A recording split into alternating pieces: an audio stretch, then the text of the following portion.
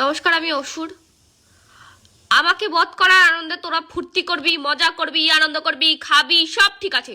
আমি তো কিছু বলি না, আমি তো কিছু বলি না। দশমীর দিন আমার মুখে এক গদা মিষ্টি গুজা দিবি কেন তোরা?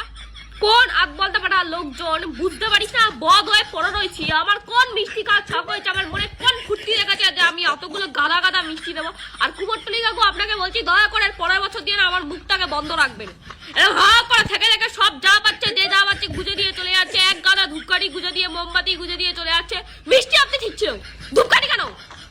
আর তোরা ভাই সিঁদুর খেলবি, সিঁদুর খেল, তোরা সিঁদুর খেল, আমি তো বারণ করি না, আমি তো কিছু বলি না।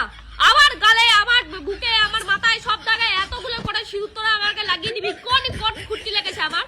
আমার আমার নিয়ে কি সমস্যা তোদের? আমাকে নিয়ে তোদের কি সমস্যা? মানে অসুর হয়েছি বলে যে যা পাচ্ছে বলে চলে যাচ্ছে। আগের দিন একটা মাতাল এসে যা পারলো বলে চলে গেল, মানে আমার কোনো সম্মান নাই নাকি? মুখে মিষ্টি গোজা অব্দি ঠিক আছে, চোখে নাকে মিষ্টি গোজা সেখানেও ধূপকাঠি লাগিয়ে দিচ্ছে কেন? চোখ দিয়ে কে মিষ্টি খায়? মুখে মানছি, মুখে গুজা দিয়েছিস, তারপরে চোখে গুজে ওখানে ধূপ